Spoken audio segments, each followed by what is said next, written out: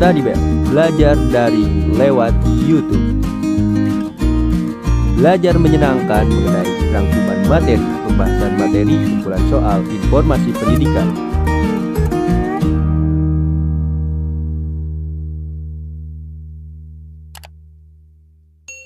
Bab 2. Pengaruh interaksi sosial terhadap kehidupan sosial dan kebangsaan. A. Mobilitas sosial. 1. Pengertian mobilitas sosial. Mobilitas berasal dari bahasa Latin mobilis, yang berarti mudah dipindahkan atau banyak bergerak dari satu tempat ke tempat yang lain.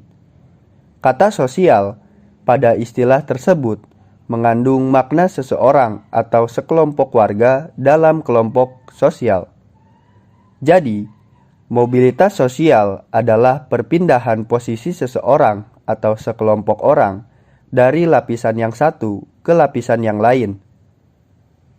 Seseorang yang mengalami perubahan kedudukan atau status sosial dari suatu lapisan ke lapisan lain, baik menjadi lebih tinggi maupun menjadi lebih rendah dari sebelumnya, atau hanya berpindah peran tanpa mengalami perubahan kedudukan disebut mobilitas sosial.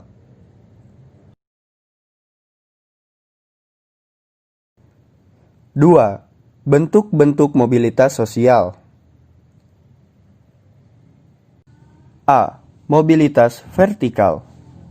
Mobilitas sosial vertikal adalah perpindahan seseorang atau kelompok dari suatu kedudukan sosial ke kedudukan sosial lain yang tidak sederajat, baik pindah ke tingkat yang lebih tinggi atau social climbing, maupun turun ke tingkat lebih rendah atau social sinking.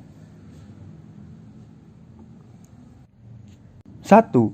Mobilitas vertikal ke atas atau social climbing. Social climbing adalah mobilitas yang terjadi karena adanya peningkatan status atau kedudukan seseorang, atau naiknya orang-orang berstatus sosial rendah ke status sosial yang lebih tinggi. Contohnya, seorang karyawan karena prestasinya dinilai baik, kemudian berhasil menduduki sebagai kepala bagian, manajer.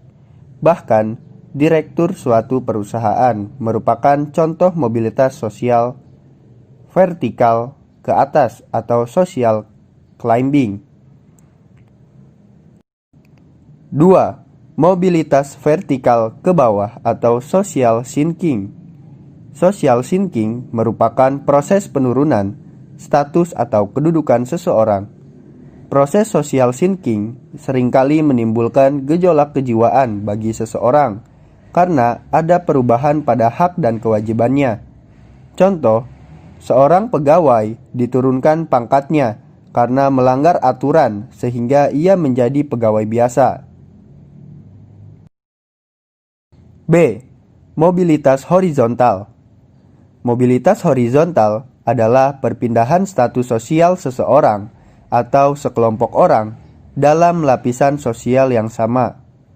Mobilitas horizontal merupakan peralihan individu atau objek-objek sosial lainnya dari suatu kelompok sosial ke kelompok sosial lainnya yang sederajat.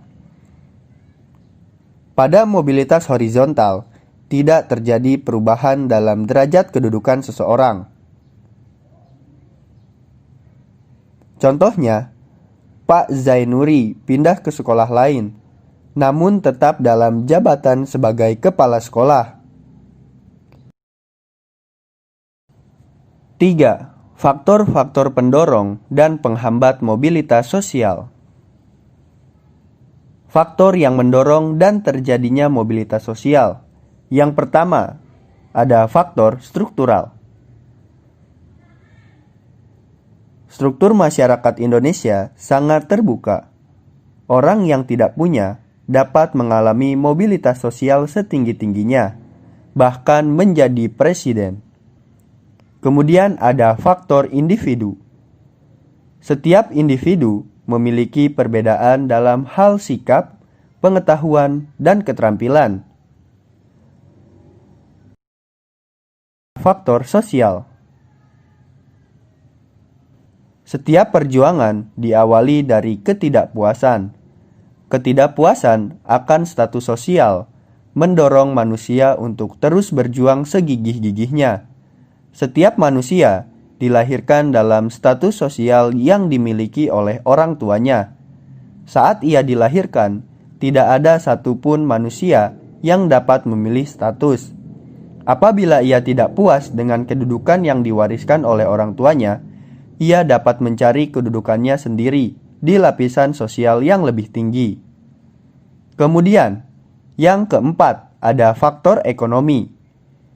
Keadaan ekonomi dapat menjadi pendorong terjadinya mobilitas sosial. Keadaan ekonomi yang baik memudahkan individu dan kelompok melakukan mobilitas sosial. Dengan kondisi ekonomi yang baik, mereka mudah memperoleh modal, pendidikan, dan kesempatan lainnya. Hal ini tentu berbeda dengan masyarakat yang mengalami kesulitan ekonomi atau bahkan kesulitan memenuhi kebutuhan dasarnya. Pada masyarakat yang mengalami kesulitan memenuhi kebutuhan dasar, prioritas utama adalah pemenuhan kebutuhan primer. Kemudian ada faktor politik. Bangsa Indonesia patut bersyukur karena memiliki stabilitas politik yang baik. Kondisi negara aman dan damai sehingga para pemimpin dapat menjalankan roda pembangunan dengan baik. Semua rakyat berperan aktif dalam pembangunan. Kondisi ini tentu berbeda dengan situasi Indonesia pada tahun 1945 sampai 1950. Pada masa tersebut, situasi politik dalam negeri tidak menentu. Kemudian yang terakhir, ada kemudahan dalam akses pendidikan.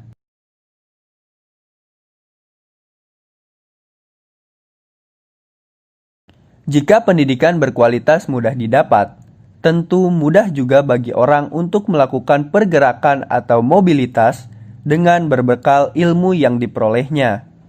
Sebaliknya, kesulitan dalam mengakses pendidikan yang bermutu menjadikan orang tak menjalani pendidikan yang bagus, serta sulit untuk mengubah status karena kurangnya penguasaan ilmu pengetahuan. Kemudian ada faktor-faktor penghambat mobilitas sosial sebagai berikut. A. Kemiskinan. Faktor ekonomi dapat membatasi mobilitas sosial. Bagi masyarakat miskin, mencapai status sosial tertentu merupakan hal sangat sulit. Salah satu penyebab kemiskinan adalah pendidikan yang rendah.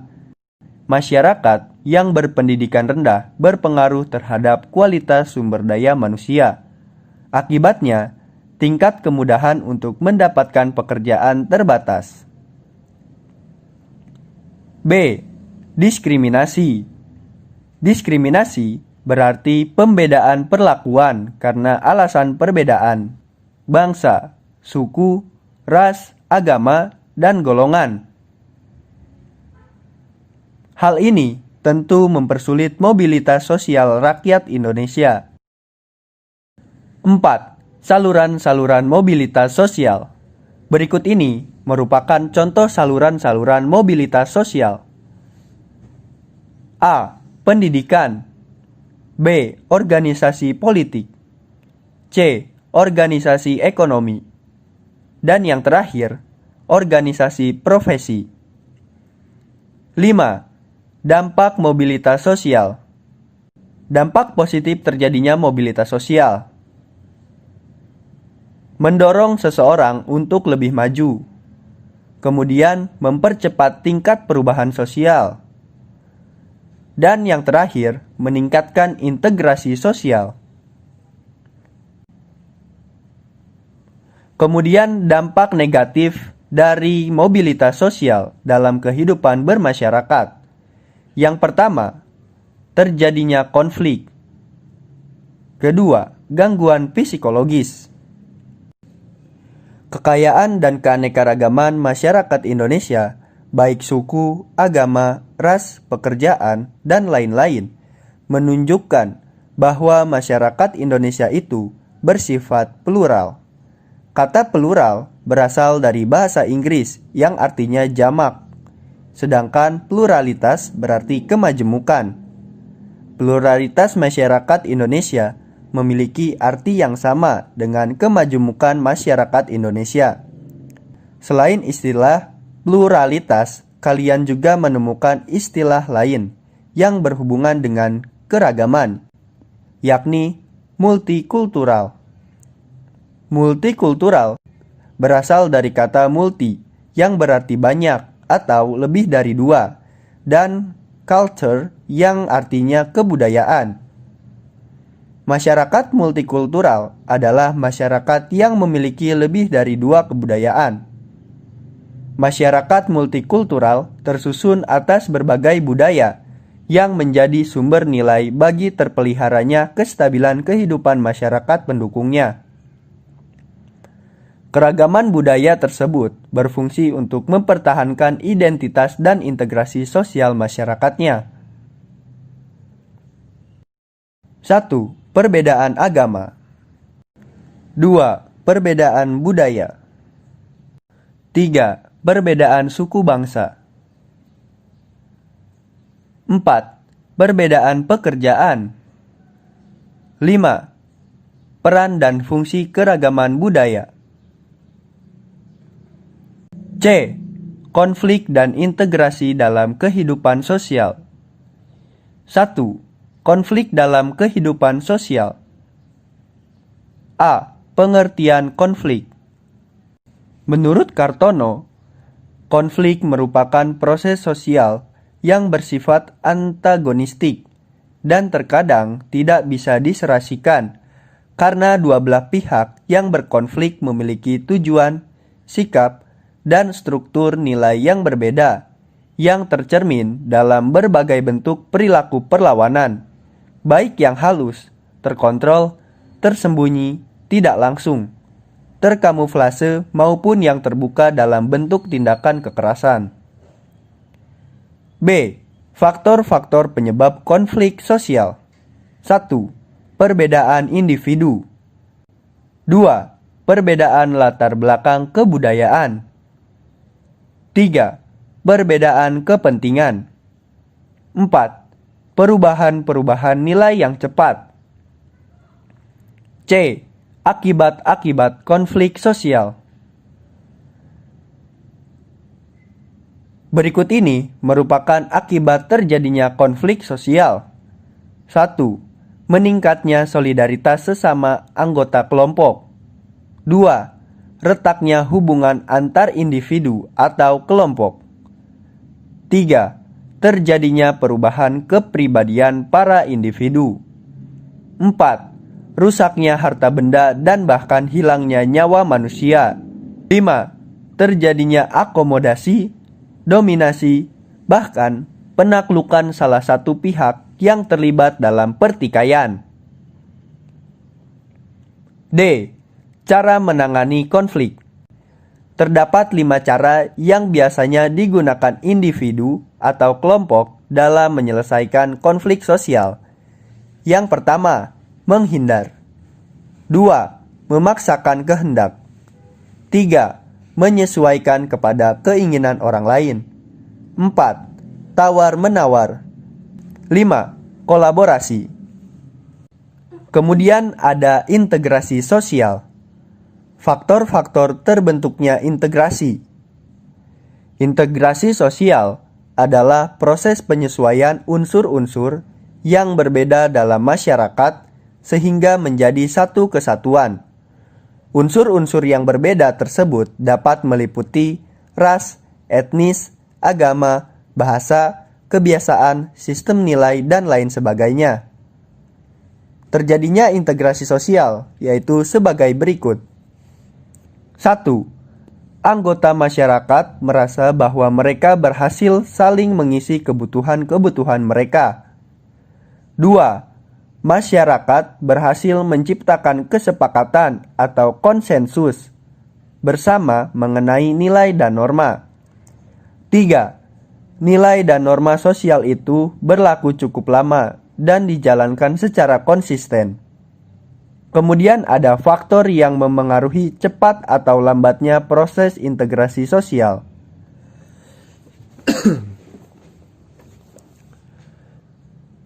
1. Homogenitas kelompok. Pada masyarakat yang homogenitasnya rendah, integrasi sangat mudah tercapai. Demikian juga sebaliknya. 2. Besar kecilnya kelompok. Jumlah anggota kelompok memengaruhi cepat lambatnya integrasi karena membutuhkan penyesuaian di antara anggota. 3. Mobilitas geografis. Semakin sering anggota suatu masyarakat datang dan pergi, semakin besar pengaruhnya bagi proses integrasi. 4. Efektivitas komunikasi. Semakin efektif komunikasi, semakin cepat pula integrasi anggota-anggota masyarakat tercapai. Kemudian ada bentuk-bentuk integrasi sosial. 1. Integrasi normatif. Integrasi yang terjadi akibat adanya norma-norma yang berlaku di masyarakat. Contoh, masyarakat Indonesia dipersatukan dengan semboyan Bhinneka Tunggal Ika. 2. Integrasi fungsional, yaitu integrasi yang terbentuk sebagai akibat adanya fungsi-fungsi tertentu dalam masyarakat. Sebagai contoh, Indonesia yang terdiri dari berbagai suku mengintegrasikan dirinya dengan melihat fungsi masing-masing. Suku Bugis melaut, suku Jawa bertani, Minang pandai berdagang. 3. Integrasi koersif, yaitu integrasi yang dilakukan dengan cara paksaan. Hal ini biasanya dilakukan bila diyakini banyaknya akibat negatif jika integrasi tidak dilakukan. Proses integrasi dilakukan melalui dua hal, yaitu asimilasi dan akulturasi. Asimilasi yaitu bertemunya dua kebudayaan atau lebih yang saling memengaruhi sehingga memunculkan kebudayaan baru dengan meninggalkan sifat asli tiap-tiap kebudayaan. Kemudian, akulturasi adalah proses sosial yang terjadi bila kelompok sosial dengan kebudayaan tertentu dihadapkan pada kebudayaan asing atau baru, sehingga kebudayaan asing atau baru diserap atau diterima dan diolah dalam kebudayaan sendiri tanpa meninggalkan sifat asli kebudayaan penerima. Yang terakhir, ada faktor-faktor pendorong integrasi sosial. 1. Adanya toleransi terhadap kebudayaan yang berbeda. 2. Kesempatan yang seimbang dalam bidang ekonomi. 3. Adanya sikap positif terhadap kebudayaan lain. 4. Adanya sikap terbuka dari golongan yang berkuasa. 5. Adanya kesamaan dalam unsur-unsur kebudayaan. 6. Adanya perkawinan campur atau amalgamasi. 7. Adanya musuh bersama dari luar. Oke semuanya, untuk materi di video kali ini cukup sekian, dan jangan lupa like, komen, dan subscribe. Kemudian aktifkan loncengnya agar kalian mendapatkan updatean terbaru tentang video pembelajaran, rangkuman materi, dan informasi pendidikan yang kita sajikan di YouTube Study Bell. Karena like, komen, dan subscribe dari kalian akan mendukung channel ini semakin berkembang, dan saya akan semangat lagi membuat video-video mengenai pendidikan.